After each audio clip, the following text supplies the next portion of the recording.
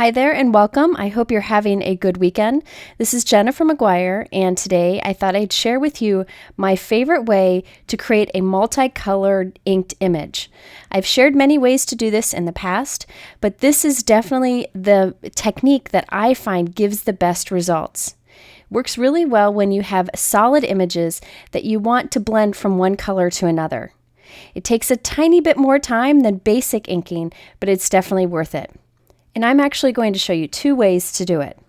Okay, so the products I'm using today are new from Hutson.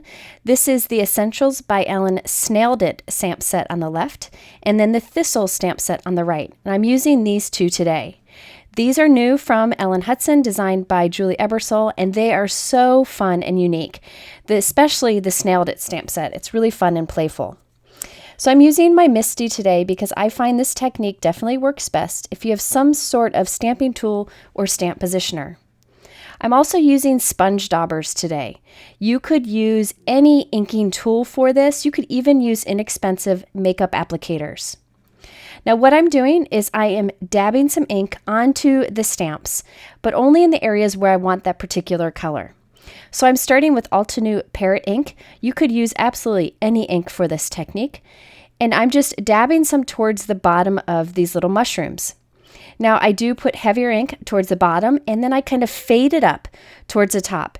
That's why the sponge dauber is really effective for this, because I can put heavier ink where I want it and lighter ink in the areas where I want lighter ink.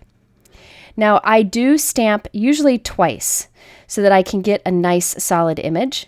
So there you saw me ink it up once, and now here I'm inking it up a second time. And I'm allowing that green and yellow to overlap quite a bit. That is key to blending. Now if you're using a dye inks kind of absorb and soften a little bit as they dry. So that's okay. If it doesn't look like a perfect blend at first, give it some time. It probably will blend out nicely. Another good reason to use inking tools like this to ink up your stamp is because if you don't have the perfect color, you could even overlap two colors to create a new shade. And again, if you don't have sponge daubers, you can use any kind of makeup applicator. If you don't have a MISTI, you can use a stamping positioner, or you could instead just look through the stamp and stamp each layer right on top of the last. With solid images like this, that's pretty easy to do. I did go back and add some darker green to the bottom of my mushrooms just to add more variation, and you can see how beautiful these multicolored images turned out instead of just one solid ink color. Now I can rotate my paper and stamp some more. Okay, so let's move on to some snails. Here I'm blending like a teal color with a green color. Using this technique, you can easily blend any two colors. Just be sure to allow them to overlap in the middle and to kind of soften how much ink you put down in those areas where they overlap. Here you can see that beautiful blending between the green and blue. And by using a sponge dauber, you can control how heavy or light that ink is going down, which aids in blending. I also did a fun thistle image from that same stamp set. You can see here I'm blending from a green to a pink, and it really works out quite well. If you tried to do any kind of rock and roll technique or other technique to get a multicolored image, it would be hard to go from a pink to a green. So this is definitely why this sponge dauber technique is very effective. Here I have a leaf from the same stamp set. This is a beautiful leaf. I did green towards the tip, then some yellow, orange, red, and brown towards the center. So you can actually also control how much of an area you cover with an ink. You can do small areas, which is really hard to do with a full ink pad. I also wanted to show you some images that I did from that Thistle stamp set from Hutson. Now I wanted to mention, if you don't have ink pad colors in all the colors that you need, you can use markers for this technique. So here I have some Zig art and graphic twin markers. I'm scribbling some right onto my MISTI and then picking it up with my little sponge dauber and dabbing it onto my stamp. This is another great way to ink up your stamps. You could take the marker directly to the stamp and then stamp that, but this again allows you to have the control that you want to get a nice blending.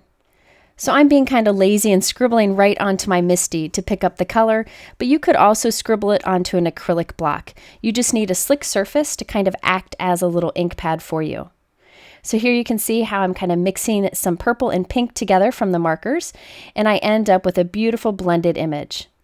And by the way, these markers are really high quality. They have a nice brush tip and a fine tip, so they'd be great for all types of card making purposes. So now that I've done all of my stamping, I'm going to go ahead and use the coordinating dies to cut out all of my pieces. I like to do this all at once, do all the stamping, all the die cutting, and then pull my cards together whenever I make multiple cards. Now with these cards, I'm kind of pushing myself to be a little more whimsical, a little more playful, and not line everything up perfectly.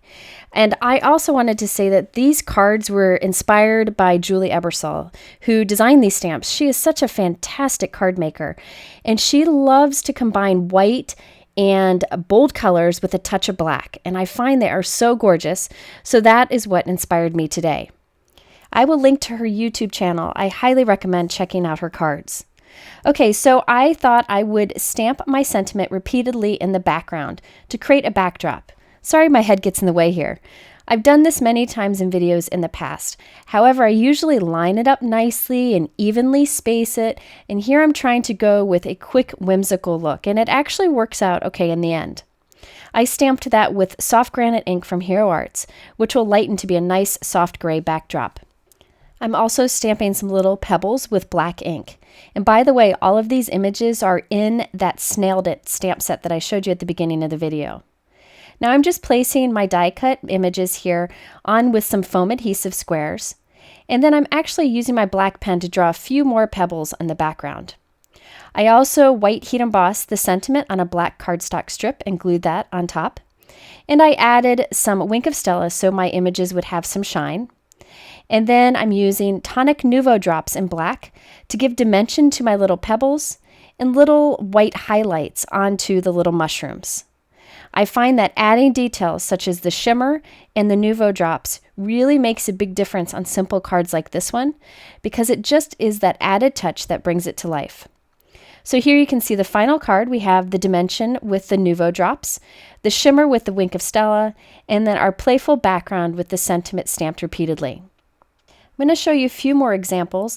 On this one, I went totally out of character, and I stamped the sentiment repeatedly on an angle without doing any planning or spacing or anything, and it actually worked. It was hard for the engineer and me to do it, but I actually like how it turned out.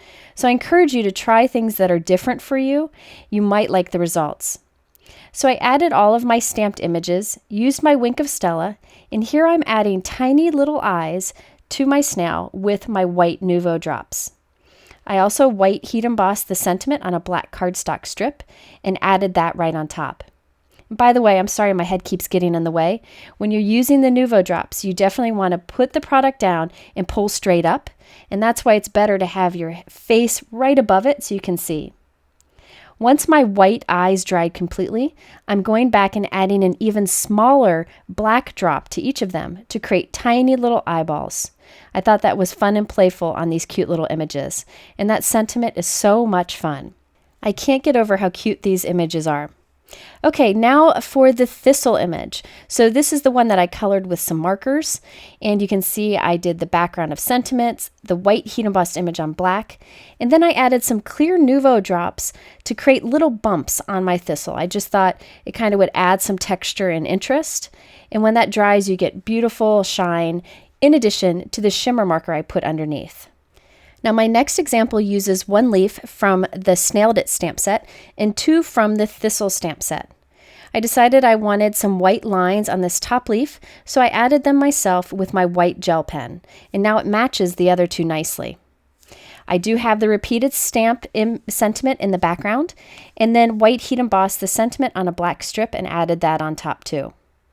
And then my final card, this is a smaller one. It's 3 1/4 by 5 inches, and it has the Thistle image from the Snailed It stamp set, and I did white Nuvo drops around it as little accents, and I think that one's probably my favorite of all of them. I hope this inspires you to try using sponge daubers to get a multi-inked stamped image. It's really a great way to get a beautiful blended look. The list of supplies used is in the YouTube description below, but go to my blog for more photos of these cards. I also included a couple other videos in the middle that might be interesting to you. I appreciate you spending time with me today, and we'll see you again soon.